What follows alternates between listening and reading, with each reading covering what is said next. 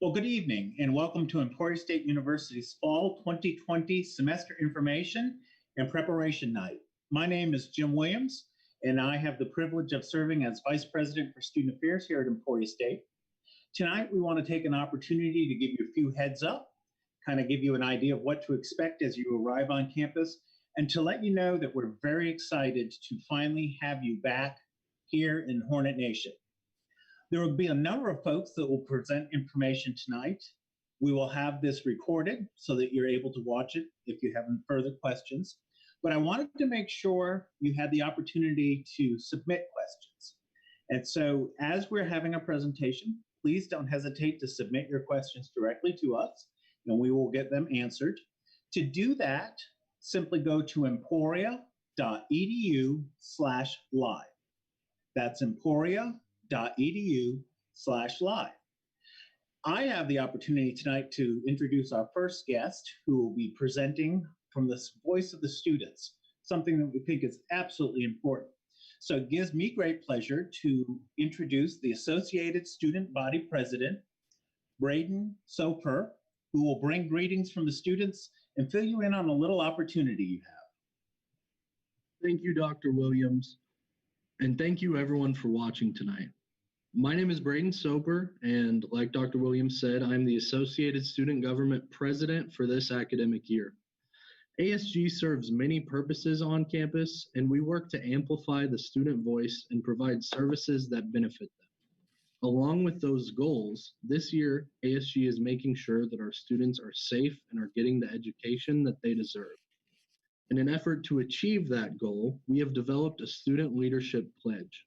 This pledge is here to lay the foundation for our students to be leaders around campus and in our ESU community. The pledge reads as follows. We, the student leaders of Emporia State University, hereby pledge to uphold the guidelines put forth by ESU and our local and state governments. We will go the extra mile in making sure that our campus is safe and that all of our peers are safe. We are committed to doing everything that we can to keep our classes in person. Most importantly, though, we will make sure that our environment is still positive, lighthearted, and a joy to be a part of, because that's what makes Hornet Nation great. The key takeaways from the pledge are that we still want you to have a fantastic year at ESU. But in order to do that, we need your help. Maintaining social distance, wearing masks, and encouraging others to do the same will give us the best shot at staying face-to-face this fall. If you would like to join ASG in this initiative, please visit our Twitter or Instagram page at Emporia State ASG and click the link in our bio to sign the pledge and show your support. Thank you for your time, and I cannot wait to see you all here on campus in less than a week. Now I'll pass the baton off to Shelly Gerke. A big welcome to everyone joining us tonight. My name is Shelly Gerke, and I'm the Assistant Provost for Enrollment Management and Academic Success. One key piece I think everyone is wondering about is, what will the students' classes be like? Well, if you haven't already, most professors will email students letting them know what to expect next week.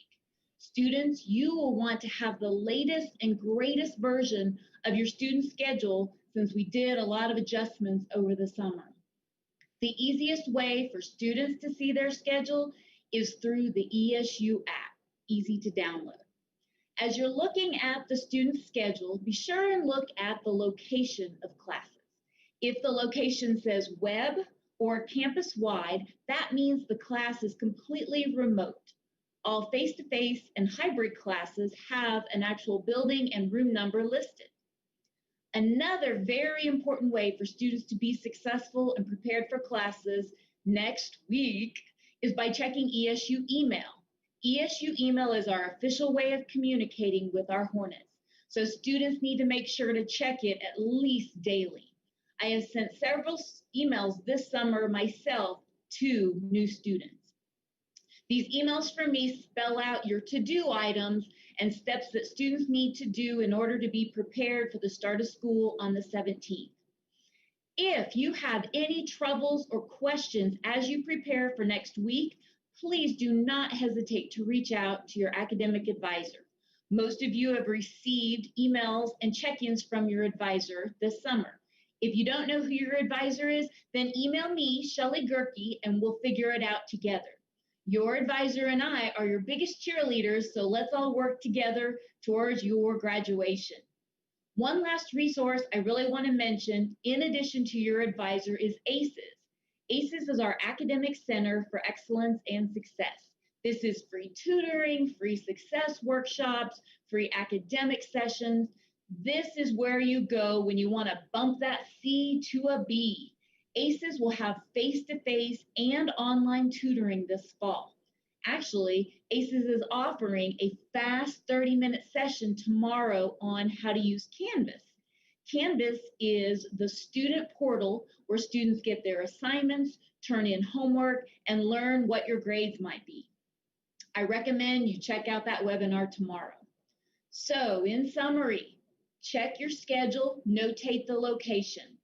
Keep up with your email, checking it frequently and reading it. Work closely with those cheerleaders, your academic advisors, and don't ever hesitate to reach out to me. And then don't forget ACES is one of many resources on campus waiting to help you be successful this fall. I can't wait to see everyone on campus next week. Here is to a great semester. And now I'd like to introduce Jamie Morris.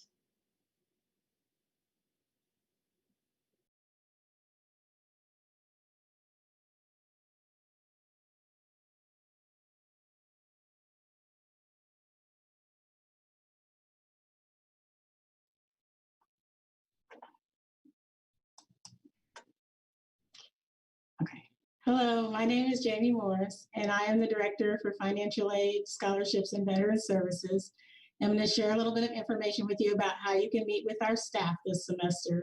So we are accustomed to having students come visit us frequently, but due to the need to social distance, we're offering meetings by virtual. So you can meet with us either through a Zoom application or a telephone appointment. We've made that easy for you by providing a location on our website where you can click and choose what you're needing to meet about, and we'll get you connected with the right staff for your issue. We also have a location. We are located in Plum Hall, but there's also a box that we set out so that you don't have to stand in line, where you can come in and drop off the documents that you might need for us in order for us to complete your financial aid processes. We also understand that the FAFSA that you submitted for this year is based off of your income from 2018. We know that a lot of things could have changed between 2018 and now.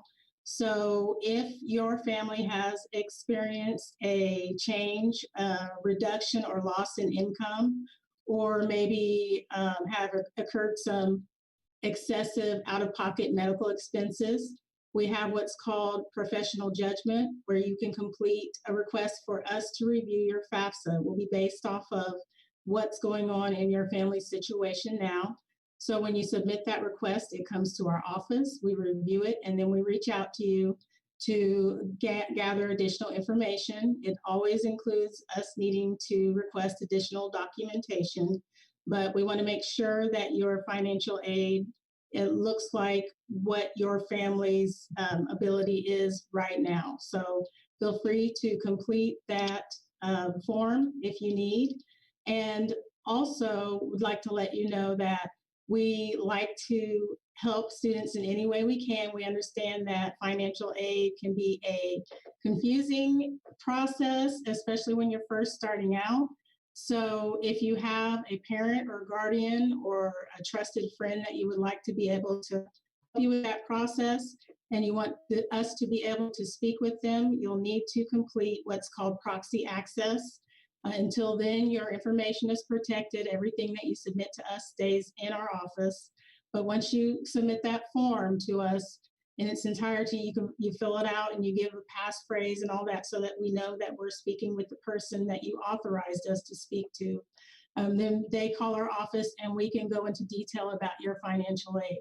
So once you submit that, it's not permanent. You can revoke that access at any time once you get more comfortable with the financial aid process. We know that sometimes at first it's a little nerve-wracking, but once you get more comfortable and you don't need that anymore, you can pull that access.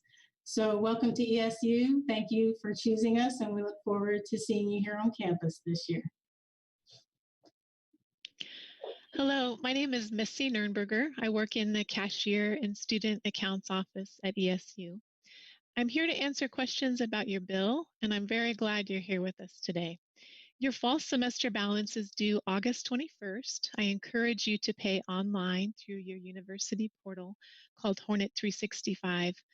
Feel free also to place your personal checks, cashier's checks, money orders in our secure drop box on the first floor of Plum Hall. If you cannot pay your entire bill by the due date, we offer payment plans. Enroll yourself in a payment plan by going to the homepage of the Student Account Center in Hornet 365. If you have money left over after your scholarships, grants, and loans are applied to your ESU bill, we will issue you a refund. Make sure to have a saved refund account on file, also known as direct deposit. In Hornet 365, select the electronic refund link on the Student Account Center to set this up. Refunds could be available to you as early as August 14th. Also, if you do not have a saved refund account, we will mail you a check for that refund. Due to FERPA laws, we are required to have the student's permission to share account information with parents and guardians. So students, if you would like to set up what we call an authorized user on the Student Account Center homepage of Hornet 365.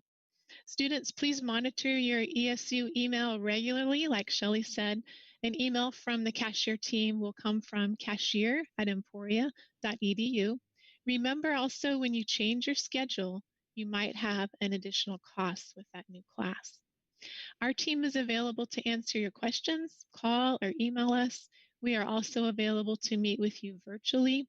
Detailed information about our services is available on our webpage, emporia.edu/bizoff. That's BUSOFF. Thank you for your time today and for choosing ESU. Next, we have Mary from the Student Wellness Center. Hello, I'm Mary McDaniel Anschutz, Director of Health Services in the Student Wellness Center, and we're going to talk health and safety in this time of COVID.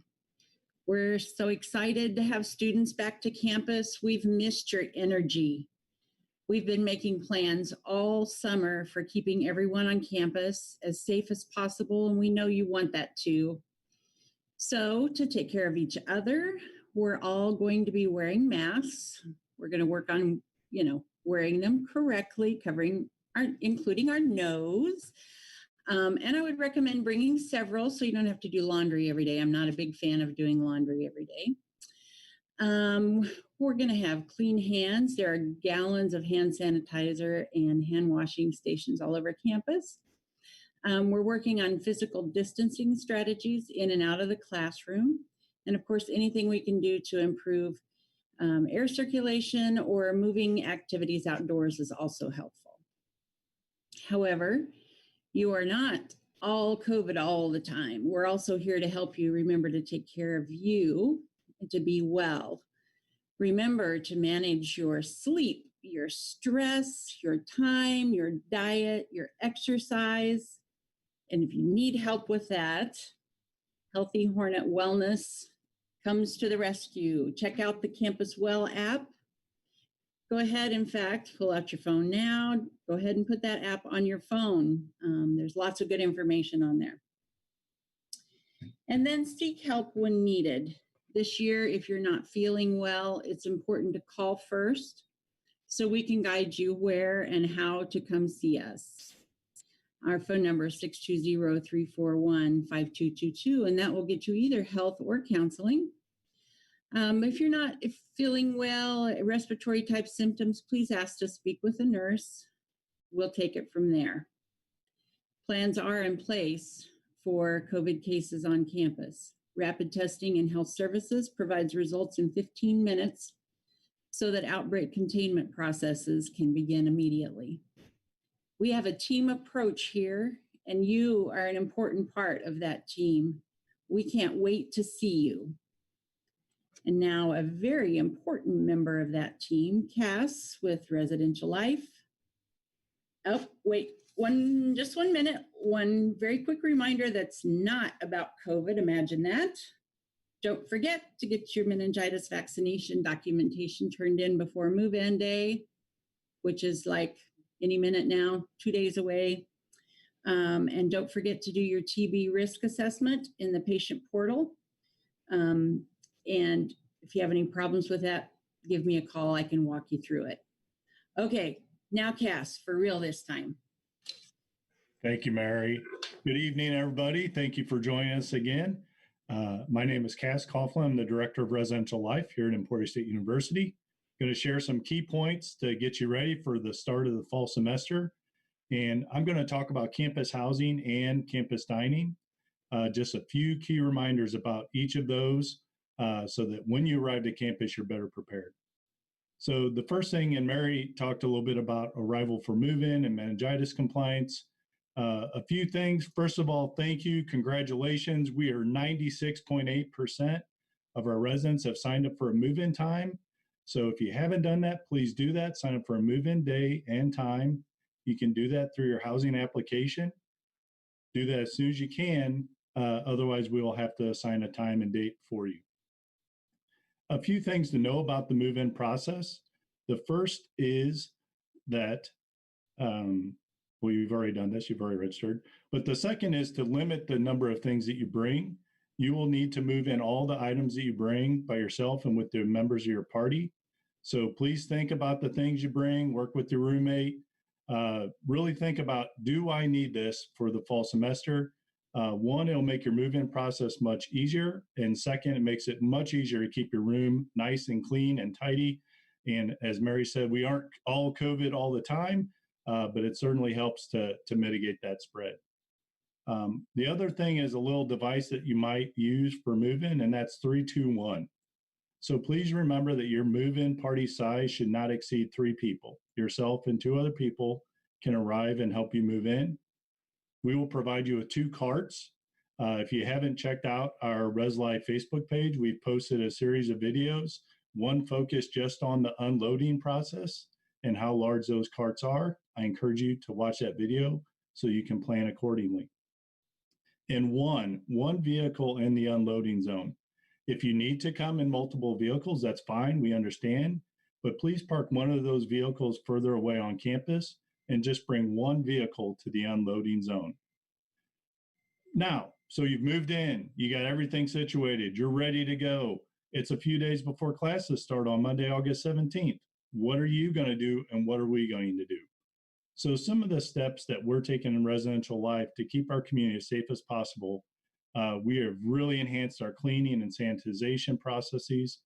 Bathrooms will be cleaned and sanitized twice daily at a minimum. But what are some steps that you can take? As we have all talked and shared about, wearing masks, washing your hands, making use of the gallons of hand sanitizer that you can find on campus, avoiding large congregating groups. Please take those steps, because while we are taking steps to keep the campus safe, really the most important part, and Braden talked about this a little bit, is you and the decisions and steps that you take. So please be active partners in this and keep our campus safe, keep us in class, and help bring the joy that Braden wants to see students have and that we all want to see you have. And just a few things about dining. And all this information will be available at the end of the video with a series of links. But the 3 things to keep in mind is that dining this year will be different. They are going to use a lot more apps. One app is the Bite app. The Bite app will show you the hours that dining venues are open, the menu at those locations. So please download the Bite app to see those menus, to see the nutritional information on meals. This will help you plan your visit to the nest. The second app is the Grubhub app. Download that app so you can place orders for Starbucks and the Hornet Express, the HX, which has subs, burgers, Mexican grab-and-go items. HX is Grubhub pick up only. Grubhub will work with you with your meal plan, dining dollars, or you can use a credit card, debit card to place those orders. And finally, Infor Reservations. This app will enable you to make a reservation for a lunch or dinner time at the nest. The nest will require a reservation at some meal periods for you to enter. Otherwise, you will need to make use of the grab-and-go options.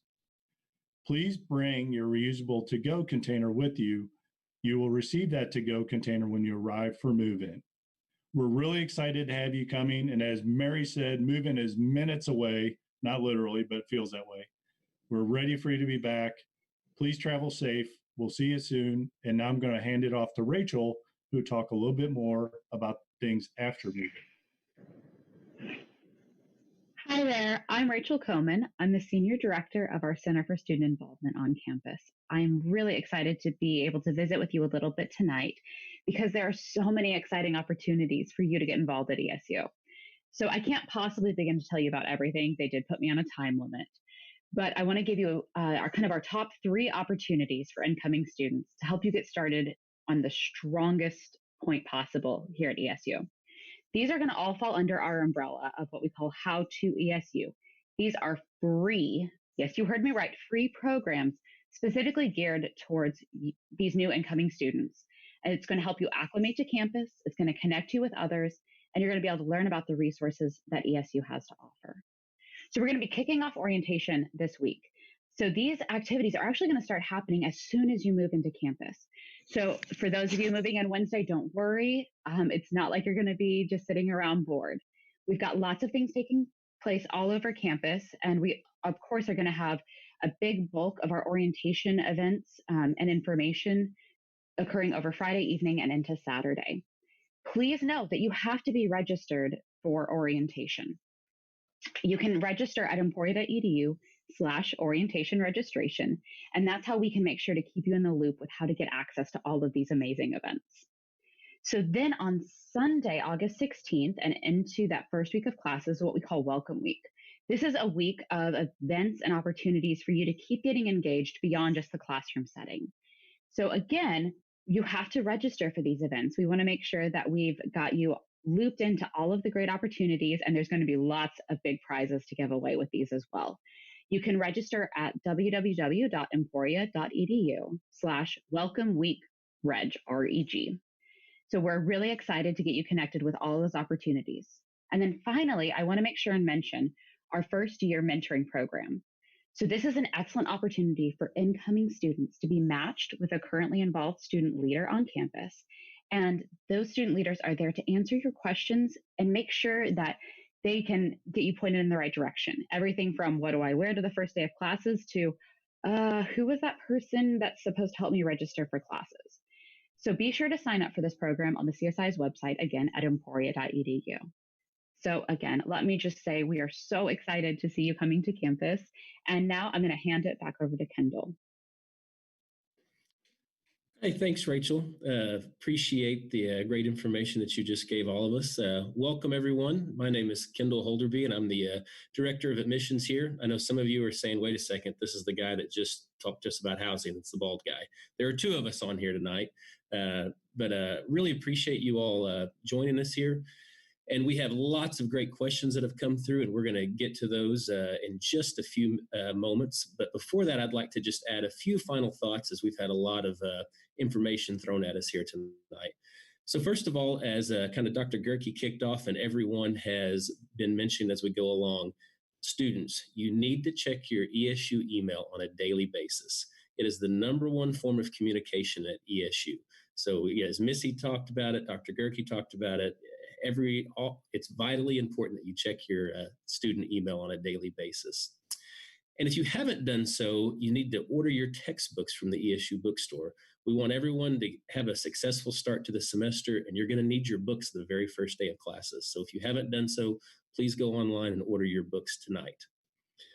Technology needs or issues that may arise as you're a student here.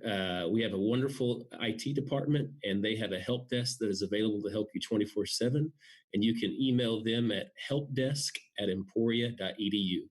Again, that's a email which you're going to want to keep on you all throughout your time here at ESU, and that is helpdesk@emporia.edu. Now, I know there was a ton of information, again, that was thrown at all of you all. The great thing about this is we have all of it in a nice, neat, and concise document on our website. So you can go to our actual website at www.emporia.edu/return. And it has all this information and much more about return to campus protocols.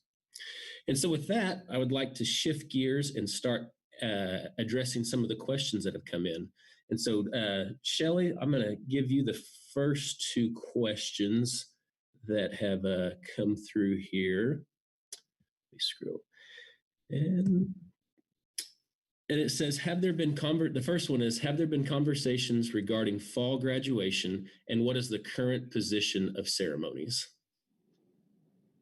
Well, one of our biggest goals is for students to graduate. Yay, that day. So we have graduation planned for December, and that's what we're crossing our fingers and hoping for. As we know, these days are uncertain and times change quickly and constantly. So we will keep people updated on what we learn and if anything changes regarding graduation. But for now.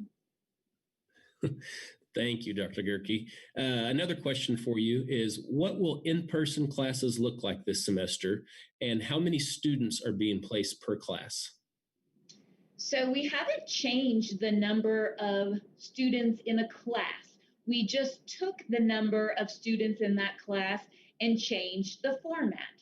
So for example, a student might have a class of 30 students, and it is hybrid mode. And that class is Monday, Wednesday, Friday. So on Monday, 10 students are face-to-face in the classroom while everybody else is in the classroom remotely. Wednesday, another 10 students are in the class face-to-face and the other 20 are remote. And then same goes for Friday. So that's one example. But all of the classes have social distancing, and classroom desks and tables have all been spread out accordingly. And then, of course, students will be required to wear masks, and faculty will have masks on also. So we're having all the safety precautions in place. All right. Thank you, Dr. Gerke. Next couple of questions are going to be for Jamie in financial aid. So Jamie, the first question is, will the school be honoring athletic scholarships due to COVID, and how will they appear on our bill? Okay, so we will be honoring the athletic scholarships. They won't be canceled due to anything COVID related. However, there are other conditions that athletes must meet in order to keep their scholarships. So you want to keep those in mind, like quitting the team or other things that are outlined in your contract. So you can lose your scholarships in that way, but not due to COVID. And then as far as how they show up on your bill or on your statement, you'll know it's an athletic scholarship. So if you're in track, it'll say something about track. If you're on the football team, it will say something about football. So if you feel like you should have one of those and it's missing, or you haven't seen it be processed yet, then you might want to reach out to our office and see what's going on with that. All right. Thank you, Jamie. The next question up for you is, are the federal loans going to drop into our personal checking account and we pay you from there, or do they go into a special or separate account? So any financial aid that you receive in the form of scholarships, loans, grants will all cross over to the business office from our office and will be applied to your tuition and fees first.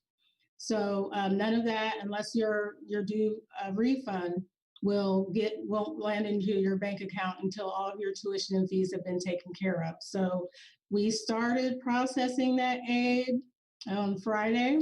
If you've seen things like your scholarships or grants go, but your loans haven't moved, that means there might be something you haven't done. So you can reach out to our office, make sure that when you call or you email that you provide your student ID so we can look you up. If you are receiving that loan for the first time, there's a couple steps you have to take. You have to do your loan entrance counseling, and that tells you about the terms and conditions of the loan so you understand what you're getting into. And then you also have to complete what's called a master promissory note, which is your promise to pay the loan back. So if you haven't taken those two steps in addition to accepting the loan, then we won't be able to process it. So if you have already accepted that loan, it's been a few days and it hasn't moved, then please reach out to our office so that we can look into it for you. Great. Thank you so much, Jamie. The next couple of questions are for my twin, Cass Coughlin, in Residential Life. So Cass, the first question up is, with move in the 12th, are we able to stay in the dorms that night? Also, what do we do in the 5 days before classes begin? Okay. So before, I omitted a really key piece of information. So for I answer that question, one of the things, when you do arrive to campus on move-in Wednesday, Thursday, and Friday, and you'll go to the Memorial Union first, please make sure you go there and get your Hornet card, your student ID. Excuse me. That is really where you need to start. That's what's on the map. So sorry I omitted that. But once you do arrive and move in, yes, on Wednesday night, you'll be able to stay in the residence hall. Students who arrive on Thursday will be able to stay Thursday night. Those who arrive Friday can stay Friday night. So once you move in, your time in the residence halls begins. You're ready to go. You can stay. We're excited to have you stay, and we hope that's what you do. Rachel's got lots of great things planned for you. Your resident assistants will have different ways for the floor and you to start to get to know each other. Our lounges are set up to socially distance and keep everybody's hands clean. And So you can start developing those relationships that really help lead to the joy that Braden was talking about and several of us have talked about. So yes, please do come when you arrive and move in. Please stay and start getting used to your environment. Get outside, explore campus, find your classes. Awesome. Thank you, Cass. The third part to that question that I left out was where do they pick up their IDs at? And I can answer that. That's going to be in the Memorial Union in the Union Services office. So you can pick those up the day you arrive, and you have to have those before you can move into your dorm. So that's very important that you will not be permitted to enter the residential life areas without your Hornet ID. Cass, next question up is, how will the dining hall work this year? Yes, so the dining hall, there will be several different ways that you can utilize your meal plan. And so in the nest, there will still be dining, in-hall dining available. All the tables are spread out, the chairs are spread out. So you'll have that 6 feet of distance. You'll be able to remove your mask while you eat and drink. But while you're entering the dining space, you'll need to have your mask. When you leave, you'll need to have your mask. So the nest will operate similarly, but it'll just be a lot fewer people. Roommates can dine together at the same table. That is acceptable. At the HX, you'll need to use the Grubhub app, place your order, pick it up, and go eat outside or eat somewhere in Union or back in your room or in the halls. And then Starbucks, similar to HX. One of the things that I would encourage students to think about is we do have enhanced grab and go from the nest where you can arrive. They'll have some pre-made meals that you can grab and go and take. During the lunch, that will occur at the Greek room, which is up on the second floor of the Memorial Union. During dinner and during breakfast, it will occur at the Slice of Life window, which is right at the main entry to the nest. So if you're walking up and it looks crowded or there's a line, you can elect to do grab and go, or if it's not, if you just want to grab and go and eat outside because it's a nice day, please do that. So a lot more portability with the meal plan this year. All right, thank you, Cass. We still got a few more for you, so don't go anywhere just yet. Next question for Cass asks, are we allowed to bring a futon? And the second part to that question is, the yellow carts that they get on move-in day, are we only allowed to make one trip with the carts, or is there a time limit? Gotcha. So in terms of large furniture items, we are recommending that students do not bring large furniture items. So futons, couches, large recliner chairs. Given the move-in process this year and just keeping your room as clean as possible and uncluttered, we advise against that. We recommend you do not bring large furniture items. In terms of the number of carts, you can take multiple trips. We really, again, strongly encouraging, recommending, do what you can to limit it to just those 2 carts. Again, I'll do a little self-promotion for our Facebook video that showed you what 2 carts of belongings looks like. And if you can get close to that, that'd be great. We do have appointment times every 30 minutes. So a reasonable expectation is you'll arrive, go through the union, get your ID, turn in meningitis documentation, and then unload. So most students should be able to unload in 15 to 20 minutes. And that easily accommodates 1, if not 2.5 trips to your room. All right, awesome. Well, I think we just have one more for you, my friend. It is, how is dining going to work during move-in? Excellent question. So during move-in, I don't recommend trying to eat, but once you complete move-in or before you move in, the dining halls will be open. Your meal plan activates Wednesday morning. So regardless of whether you arrive Wednesday, Thursday, or Friday, or Saturday or Sunday, if you're a continuing student, your meal plan will be active. Those hours are all posted on the dining website, or you can download that Bite app and it'll tell you. You can look it up on your phone and you know what's open when. You can come in, get your Starbucks as you're getting your ID. So yes, dining venues will be open on the move-in days. And I just really recommend and direct everybody to that Bite app, loading that onto their phones or devices so you can pull that up whenever you need it. Thank you, Cass. And I lied. There is one more. I'm sorry. This one will be the last one for you, I think. How are kitchens and laundry room going to work while living in the dorms? Yes, that is a great question. So we do have all of our community spaces are remaining open. There's a few things that we're doing to help guide students on how to utilize them. So kitchens, laundry rooms, lounges, study rooms, all of those spaces have signage posted right outside of them or inside of them in the case of some floor lounges that have a max occupancy. So in order for us to maintain the physical distancing that we need to be as safe as we can, so for a floor lounge, the occupancy might be 6, it might be 10, it varies depending. Kitchens typically are 2, laundry rooms are typically 1 or 2, but wherever you're living, those signs, you'll find them throughout. As you're moving in, you'll probably see at least 5 of them while you're just getting from the entrance to your room. So please follow those guidelines in terms of the number of people. A couple other things, we'll have cleaning solutions. So similar to if you go to a gym or fitness center and you wipe down machine after you exercise on it or after you use the weights or whatever the case might be, we'll have those supplies available in those common areas for students to help us keep those. So you could, what I would imagine is going into this space, cleaning whatever I'm going to use, whether it's a washer or a dryer, wiping it down, using it, and then wiping it down when I'm finished. And if we're all doing those steps, it's just another step toward mitigating the spread of any virus that might be present. So I think I covered that. Yeah, as I say, I think you got it all, buddy. I appreciate it. Yep. You get a break for now. We may need you back in a minute. All right. Thanks, Twin. All right. The next couple of questions are for Mary. These are health questions on campus. So Mary, first question for you is on August 7th, I ordered my COVID-19 test kit to take before school starts. I move in this Friday, but I have still not received my test kit yet, nor has the order been shipped.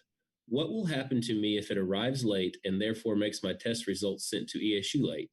Will I not be able to move in on schedule this Friday or attend classes till my results come back? Oh, please move in and come to class. We want you to do that. And then whenever your test results get here, and whatever they are, we will deal with them at that time. That's just the long and short of it. So carry on as scheduled, and we'll deal with it as it comes. All right. Thank you, Mary. Next question for you is, what happens if my roommate tests positive for the coronavirus, and how would quarantine work? Quarantine is fun, right? So your roommate tests positive, then yes, you would be subject to quarantine. And I'm going to guess that this is this a residence hall situation? Let's say that it is. Then there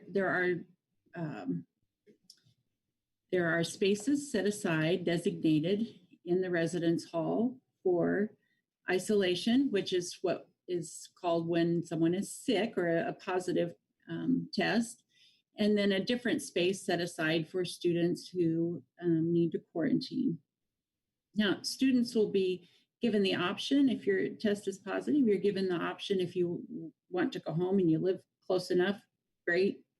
Or if that doesn't work out and you are living on campus, we can certainly get you set up in one of the spaces on campus, and the same with quarantine. The important thing to remember, though, is that it doesn't stop your academic progress. You can ask for an academic adjustment so that you can continue your classwork remotely. You know, we're getting pretty good at this remote thing. And you can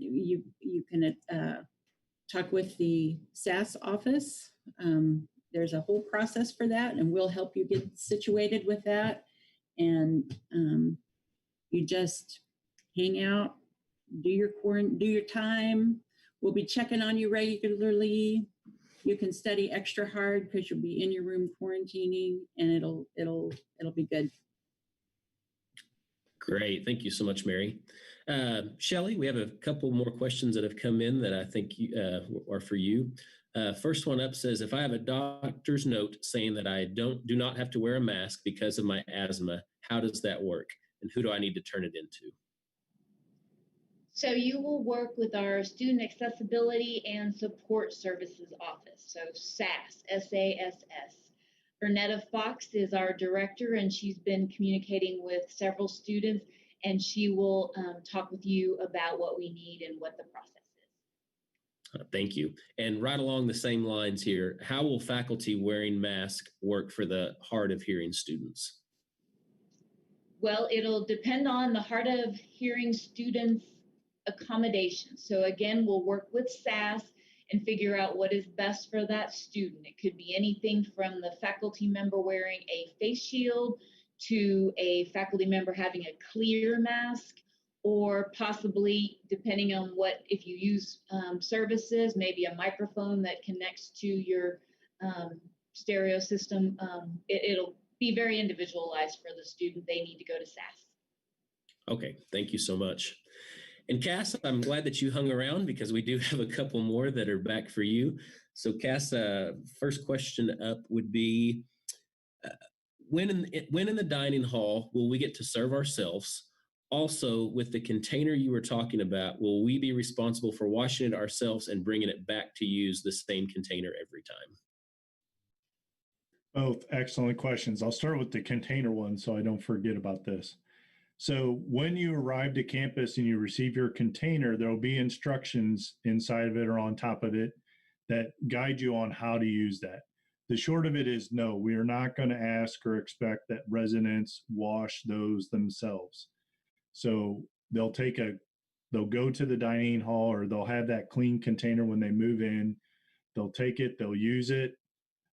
When they return to the memorial unit, to the dining, they'll return a dirty dish that Sodexo, our dining provider, will clean, and they'll provide them with another clean container. So it'll be a rotation where students do not have to clean them themselves. And in terms of self-service in the dining hall, that will be served by the Sodexo employees, by our dining staff. So there will not be any or very few stations that are self-serve. Everything that I'm recalling is going to be served by staff. So there will not be self-serve in the dining hall. Thank you, Cass. Next question up is, what is visitation going to look like? Can my sister stay the night if my roommate is okay with it? Man, good questions. So we are, and this is very similar to national trend, if you will. We are suspending guest privileges for this semester. And so guests will not be permitted into the residential areas, into your room. Guests will not be able to stay the night in the residence halls. We do have designated areas where if you have a guest who's coming to visit, so the Towers main lobby, the Schallenkamp Learning Commons, the Abigail Morse garden level. So there are spaces where guests can come and visit. You still need to do all the other expectations of wearing a mask and physical distancing. And you will be limited to one guest at a time. So yes, guests will not be able to enter the residential areas, but they can go to some of those common areas to visit with you if you need to work on a project or visit.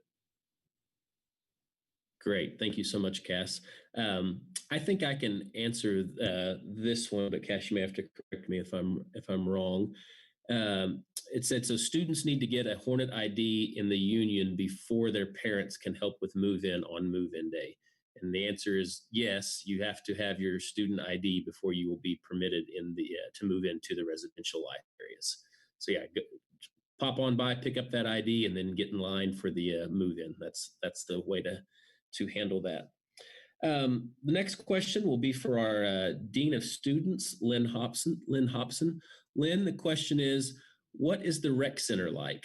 Does it have a weight section as well as machines for working out? And do I need to wear a mask while exercising? Okay, great questions. I'm glad people are thinking about exercising so we can stay healthy. So yes, you have to have a mask on when you enter the rec center. There will be touchless check-in, so you'll need your ID, but you'll be swiping your ID on your own. And for cardio equipment, it has been spread out so that there's a cardio area in the main part of the rec center, and then there's also a cardio area in the gym. And so while you're using cardio equipment, you will not have to use your mask, but leading up into the point that you step on the machine, you'll keep your mask on. And as soon as you're finished with your machine, you'll put your mask back on. The weight room is not yet going to be open. We'll wait until we can kind of, for the first couple of weeks, establish a baseline of how things are going on campus. But we will be, as quickly as we can, moving towards opening the weight room as well. There will be lots of other activities, though, that the rec center is promoting and sponsoring. So it'd be great if you get familiar with their webpage. They also have some limitations on the number of people who can be in the building at one time. And so I would encourage students to get on their webpage. They'll have a section on that page that tells you what the occupancy is so that you don't waste a trip there. You'll be able to know whether there's openings. All right. I covered all of the parts to that question. If I didn't, remind me. Yeah, thanks, Lynn. And I also was very happy to see people thinking about staying healthy and working out when they get here on campus. Mary, I think you might be the best person for this one that's coming up. Says, if I have submitted a waiver for the meningitis vaccine, will I still be able to move in?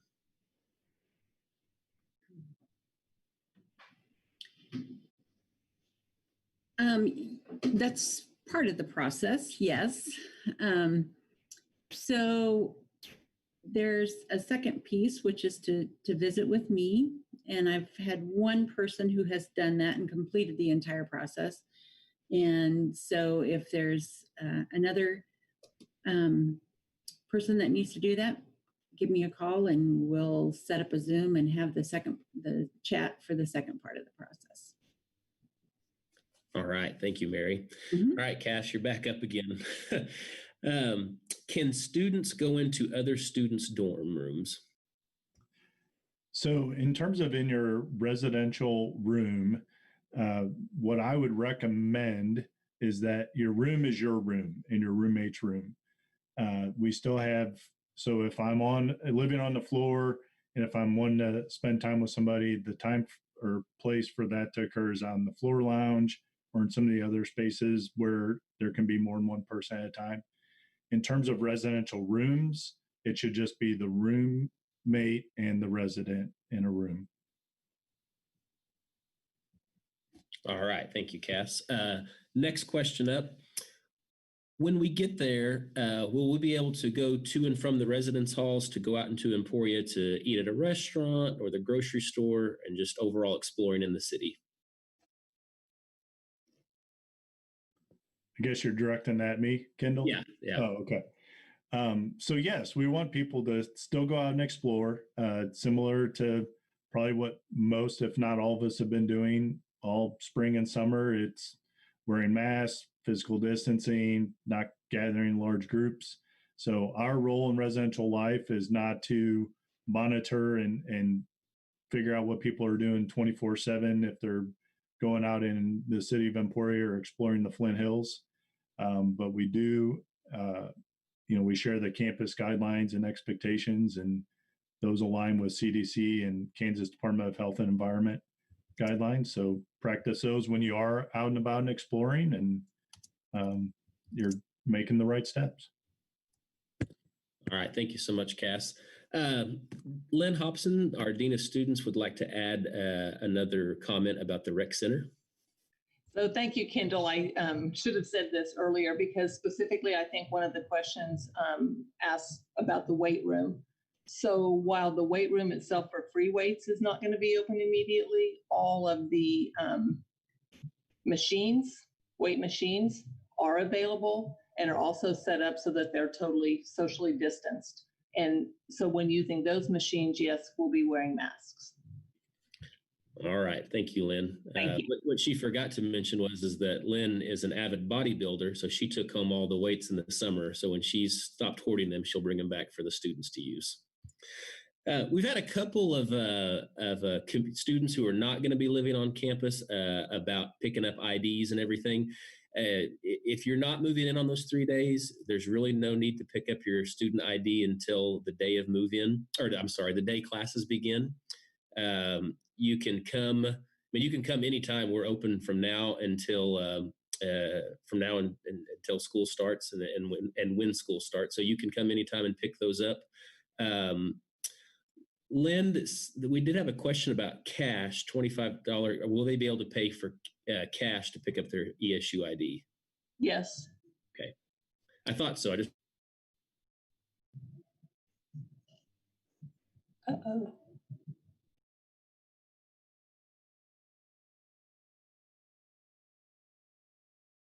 Okay, we have Cass, we have one more. We have time for about, says on move-in day, is picking up the ID part of the 30-minute move-in process, or should we come earlier? Great question. Everybody's asking. So the way we scheduled that is that your arrival time. So students, when they went in and signed up for a date and time, your arrival time is 9 a.m., 9:30, 10:30, 1 o'clock in the afternoon. So please arrive at your arrival time. We are expecting that people show up and arrive at those times, and they go in through the union and then go to their halls and move in. That'll assure us of as smooth a process as possible. So if your arrival time's 9, we'll see you at 9. If your arrival time's 2:30, we'll see you at 2:30. Great. Thank you, Cass. Mary, I think we have another question that has come in for you, and it says, do you offer the meningitis shots on campus? We do, and we file all the major health insurances. So although that may slow down the move-in process for you, so I just keep that in mind. We won't be out on the street in front of the residence hall doing that. So, keep that in mind. Okay, thank you. We have another question for you, Mary. My son has not yet ordered a COVID test kit, and he moves in on Wednesday. What do we do to get a kit, or is it too late? I don't think there's any reason that you can't go ahead and order one. Just go ahead and follow the instructions in the email. The only thing is you may have to use the ESU address to get it on campus. So instead of at home. All right. Well, thank you, Mary. I was going to just jump in real quick and echo that we've had a few students ask that, and we're directing them to mail it to their campus address. Okay. All right. Well, future Hornets, Hornet Nation, Hornet family now. Everyone's part of the Hornet family now. That's going to conclude our session tonight. We really, really appreciate you coming and joining us, and we cannot wait to see your smiling faces on campus. Again, a lot of information can be found online at our return to campus on emporia.edu. And again, we just can't wait to see you. So until then, we'll see you then.